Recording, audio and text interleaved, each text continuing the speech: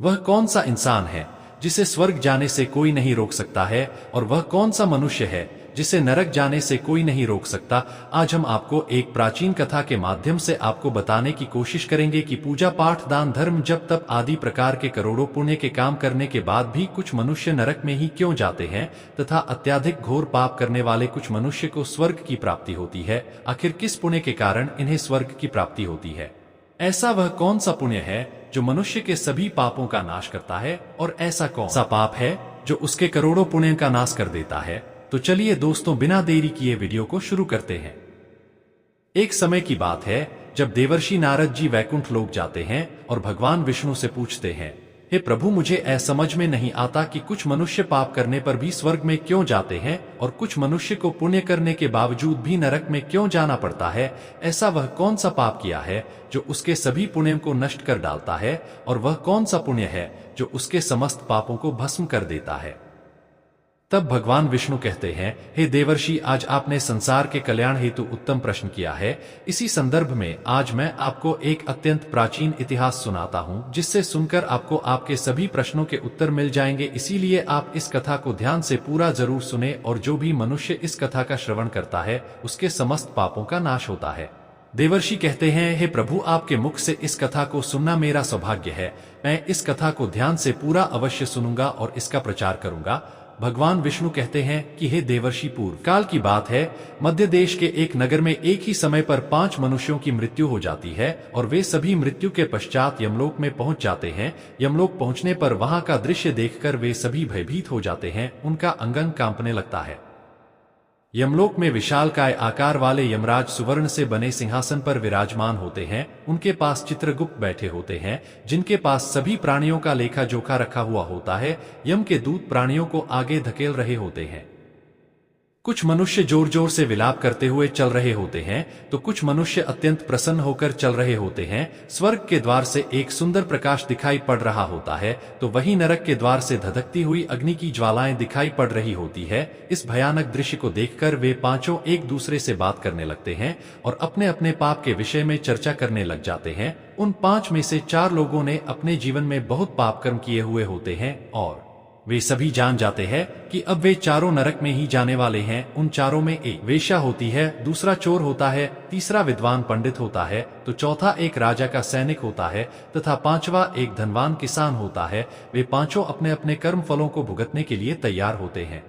फिर एक एक करके सभी पापी और पुण्य आत्माएं आगे चल रही होती हैं। वे चारों एक दूसरे के पाप कर्मों के बारे में बताने लगते हैं। पहले वेश्या बोलती है, भाई, हम चारों में सबसे बड़ी पापिनी मैं हूँ। मुझसे बड़ा पाप यहाँ पर किसी ने नहीं किया होगा। जो स्त्री अनेक पुरुषों के साथ संबंध बनाती है उसे नरक में ही डाला जाता है, यही शास्त्र कहते हैं। इसीलिए मेरा भी नरक में जाना तय है, किंतु मैं शपथ खाकर कहती हूँ, मैंने यह पाप जानबूझकर नहीं किए हैं। जब मैं छोटी उम्र की थी तभी एक दुष्ट व्यक्ति मुझे उठाकर ले गया और जबरदस्ती मुझे वेश्या बना दिया। मेरे ना चाहते हुए भी मैंने कई पुरुषों से संबंध बनाए हैं। मेरे पास जीवित रहने के लिए यही एक उपाय बचा था। मैं करती भी तो क्या करती, मेरे पास इतनी शक्ति नहीं थी कि मैं उस दुष्ट पुरुष से लड़ सकूं। पता नहीं किस पाप के कारण मुझे इस जन्म में वेश्या बनना पड़ा, और ना जाने आगे मुझे किस पशु के रूप में जन्म लेना पड़ेगा। मेरे पाप से यह जान पड़ता है कि मैं भी पक्का नरक में ही जाऊंगी। उसके बाद चोर कहता है, भाई, मैं तो पक्का नरक में ही जाऊंगा, क्योंकि मैंने बहुत बार चोरी की है, दूसरों का धन लूटा है, दूसरों को तकलीफ दी है, लेकिन ऐसा मैंने मजबूरी में किया था। चोरी करके मैं अपने परिवार का पेट पालता था, क्योंकि मुझे कोई काम नहीं देता था। शायद विधाता ने मेरे भाग्य में यही लिखा था, इसीलिए हम चारों में सबसे बड़ा पापी मैं ही हूँ। मेरे पाप से मुझे कभी मुक्ति नहीं मिलेगी, यह मैं जानता हूँ। पता नहीं मुझे अगला जन्म किस पशु का मिलेगा, यमराज मुझे कौन सा दंड देंगे। उसके बाद वह सैनिक बोलने लगता है, भाई, हम चारों में सबसे बड़ा पापी तो मैं ही हूँ। मैंने बहुत बड़े पाप किए। मैं राजा का सिपाही था, इसीलिए मैं लोगों पर जोर जबरदस्ती करता था। मैंने कितनों के प्राण लिए हैं, ना जाने कितने मासूम लोगों को सताया है, ना जाने कितने निर्दोष लोगों को मेरे हाथ से दंड मिला है। यमराज मुझे कभी क्षमा नहीं करेंगे और मैं निश्चित ही नरक में ही जाऊंगा। लेकिन मैंने यह सभी पाप जानबूझकर नहीं किए हैं। अपने प्राणों के भय से और परिवार के पालन पोषण के लिए मुझे यह पाप करने पड़े हैं। हमारा राजा जो कहता था उसका पालन हमें करना पड़ता था। राजा के विरुद्ध भला कोई साधारण मनुष्य कैसे जा सकता है? यह सभी पाप करते हुए मुझे अत्यंत दुख भी होता था और मैं जानता था कि यह पाप करने से मुझे नरक की ही प्राप्ति होगी, किंतु परिवार के मोह वश होकर मैंने यह काम किया है। लेकिन पाप तो पाप होता है, पाप करके पश्चाताप करने का क्या फायदा? इसीलिए मेरा नरक में जाना तो तय है।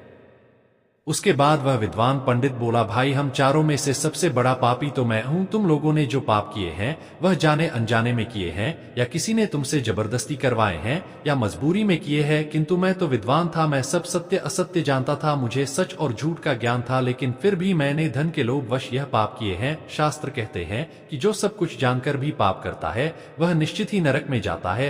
मैंने अपने ज्ञान का दुरुपयोग किया है, और मैंने अपने ज्ञान का उपयोग लोगों की सहायता के लिए नहीं बल्कि धन को कमाने के लिए किया है। मेरे घर की परिस्थिति अत्यंत गरीब थी।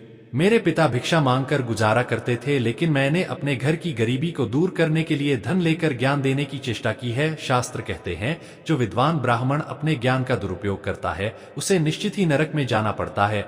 मैंने लोगों को ज्ञान देने के बदले में उनसे धन लिया है, कभी किसी को मुफ्त में ज्ञान नहीं दिया। इसीलिए आप चारों में सबसे बड़ा पापी तो मैं ही हूं और मुझे ही नरक में जाना पड़ेगा। उन चारों की बात सुनकर वह धनी किसान हंस पड़ा और बोलने लगा, तुम चारों तो इतने बड़े पापी हो कि तुम लोगों को नरक में जाना ही पड़ेगा। तुम लोगों ने घोर पाप किए हैं और इसीलिए यमराज तुम लोगों को कभी माफ नहीं करेंगे। यहाँ पर मौजूद मैं अकेला ही सबसे अधिक पुण्यवान हूँ। मैंने अपने जीवन में बहुत पूजा पाठ किया है, ब्राह्मणों को दान दक्षिणा दी है, मैंने मृत्यु से पूर्व गाय का दान भी किया है, और अब मेरे सभी पुत्र पौत्र मेरी आत्मा की मुक्ति के लिए बड़े कार्यक्रम का आयोजन कर रहे हैं। वे मेरे लिए श्राद्ध दान तर्पण कर रहे हैं, यज्ञ कर रहे हैं, इसीलिए मैं सबसे अधिक पुण्यवान हूँ। मेरी 3 पत्नियां और 10 पुत्र हैं। इतने लोग मेरी मुक्ति के लिए उपाय कर रहे हैं। और हाँ, मैंने अपने जीवन में कभी कोई पाप नहीं किया है, और जाने अनजाने में किए भी होंगे तो मेरे पुत्रों के श्राद्ध आदि के कार्यों द्वारा मेरे पाप भी नष्ट हो जाएंगे। मैं नित्य देव पूजा करता था, मंदिर जाता था, द्वार पर आए अतिथियों को भोजन करवाता था। इसीलिए मुझे पूरा विश्वास है कि यमराज मुझे नरक में नहीं डालेंगे और मुझे मोक्ष की प्राप्ति निश्चित ही होगी। फिर वे पांचों धीरे धीरे आगे बढ़ने लगते हैं, और फिर जब उनका समय आता है तो उन पांचों के पाप और पुण्य के कर्मों का मूल्यांकन किया जाता है। सबसे पहले बारी आती है वेश्या की। चित्रगुप्त उस वेश्या का भी लेखा जोखा निकालते हैं, और कुछ देर तक विचार करने के बाद उसके पाप पुण्य का मूल्यांकन करके यमराज उसे भी स्वर्ग में जाने के लिए कहते हैं। इस विचित्र निर्णय को सुनकर वह वेश्या भी आश्चर्य में पड़ जाती है। उसे यमराज के निर्णय पर विश्वास नहीं होता है, और वह बिना कुछ कहे ही बड़ी ही प्रसन्नता के साथ स्वर्ग के द्वार की ओर चली जाती है। दूसरी बारी आती है उस चोर की, और फिर चित्रगुप्त उसका लेखा जोखा निकालते हैं। कुछ देर तक विचार करने के बाद उसके पाप पुण्य का मूल्यांकन करने के बाद यमराज उसे स्वर्ग में जाने के लिए कहते हैं। इस निर्णय को सुनकर चोर आश्चर्य में पड़ जाता है, और बड़ी ही प्रसन्नता से वह स्वर्ग के दरवाजे की ओर चला जाता है। फिर तीसरी बारी आती है उस सिपाही की। चित्रगुप्त उसके भी कर्मों का लेखा जोखा निकालते हैं, और कुछ समय विचार करके उसके पाप पुण्य का मूल्यांकन करके यमराज उसे भी स्वर्ग में जाने के लिए कहते हैं। इस निर्णय को सुनकर वह सिपाही भी सोच में पड़ जाता है, और बड़ी ही प्रसन्नता के साथ वह स्वर्ग के द्वार की ओर निकल जाता है।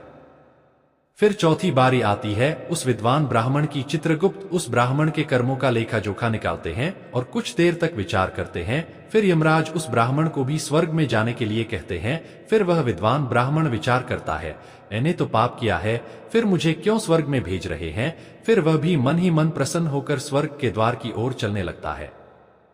उन चारों को स्वर्ग में जाता देख वह धनवान किसान बहुत दुखी और क्रोधित हो जाता है। वह सोचने लगता है कि यह कैसा न्याय है, इन पापियों को स्वर्ग जाने का मौका मिल रहा है, फिर मैंने जो पुण्य के काम किए हैं उनका क्या? पापी और पुण्यवान एक ही जगह पर डाले जाएंगे तो पुण्य करने का फायदा ही क्या? फिर उस धनवान किसान को यम के दूत जोर से धकेल देते हैं और कहते हैं, अरे पापी, तू आगे चल, तुझे नरक में डाला जाएगा, यमराज तुझे माफ नहीं करेंगे। यह सुनकर वह धनवान किसान भयभीत हो जाता है और कहने लगता है, हे यमदूतों, मैं तो स्वर्ग में जाऊंगा, मैंने कोई पाप नहीं किया है, मैंने जीवन में बहुत पुण्य किया है, देख लेना यमराज मुझे स्वर्ग में ही भेजेंगे। फिर वह धनवान किसान यमराज के सामने आकर खड़ा हो जाता है।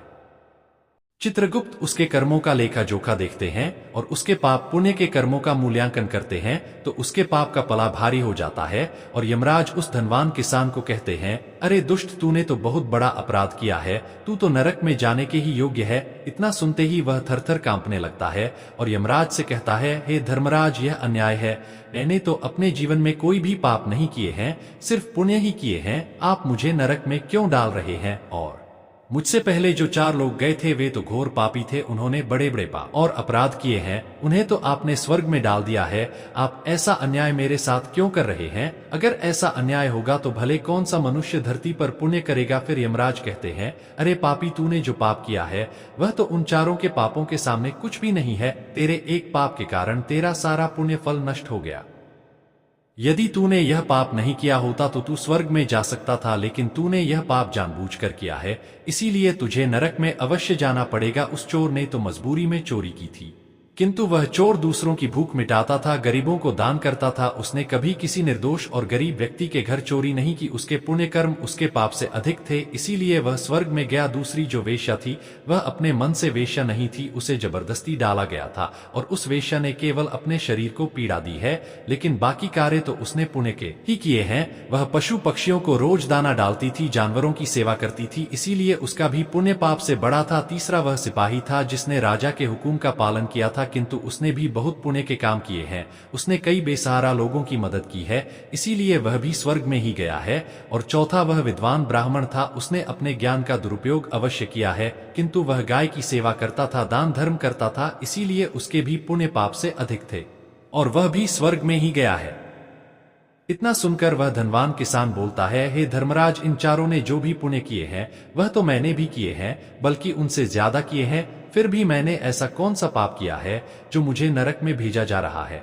यमराज कहते हैं, हे दुष्ट, याद कर, तूने उस अबला विधवा नारी पर गलत लांछन लगाया था कि उसने तेरे घर पर चोरी की है, और इसके साथ ही तूने उसके ऊपर कई अन्य गलत लांछन लगाए थे। उसे व्यभिचारिणी और वेश्या कहकर उसके चरित्र का हनन किया है और राजा ने उसे सत्य समझकर उस अबला विधवा नारी को मृत्यु दंड दे दिया था। हे पापी मनुष्य, ब्रह्मा हत्या, चोरी, मदिरापान आदि प्रकार के घोर पापों से भी प्रायश्चित करके मुक्त हो सकता है, किंतु दूसरों पर गलत लांछन लगाने पर कोई प्रायश्चित नहीं है। जो दूसरों पर गलत आरोप करता है, सत्य जानकर भी दूसरों को झूठ कहकर उनके ऊपर दोष डालता है, वह तो सबसे बड़ा पापी है। उसके द्वारा किए गए सभी पुण्य नष्ट हो जाते हैं, इसीलिए तूने जितने भी पुण्य किए हैं वे सभी उस एक पाप के कारण नष्ट हो गए। फिर यमराज यमदूतों को कहकर उस पापी किसान को नरक ले जाने के लिए कहते हैं और वह किसान रोता हुआ विलाप करता हुआ नरक के मार्ग पर चलने लगता है।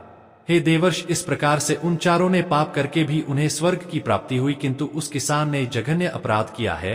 किसी अबला स्त्री पर गलत लांछन करके उसका चरित्र हनन किया है। एक स्त्री सदा ही पूजनीय है, जो भी पुरुष स्त्री पर गलत आरोप करता है उसे महापाप लगता है। कभी किसी स्त्री की दुर्बलता का फायदा नहीं उठाना चाहिए। पराई स्त्री को सदैव ही माता समझना चाहिए। जो पराई स्त्रियों पर गलत दृष्टि डालता है उसे पाप ही लगता है। जो दुखिया स्त्री को सताता है उसे नरक में जाना पड़ता है।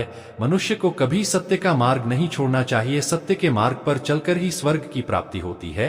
असत्य का साथ देने से मनुष्य के सभी पुण्य भी नष्ट हो जाते हैं। तो दोस्तों, इस कथा के माध्यम से हमें यह जानने को मिला कि कभी किसी पर गलत आरोप नहीं करना चाहिए। सत्य जानकर भी असत्य का साथ नहीं देना चाहिए। जो दूसरों पर गलत आरोप करता है उसे यमराज कभी क्षमा नहीं करता है। उम्मीद करता हूँ आपको यह प्राचीन कथा पसंद आई होगी, तो वीडियो को लाइक जरूर करें और कमेंट में जय श्री राम अवश्य लिखें। साथ ही चैनल को सब्सक्राइब करें। भगवान आपका और आपके पूरे परिवार को खुशहाल रखे। धन्यवाद।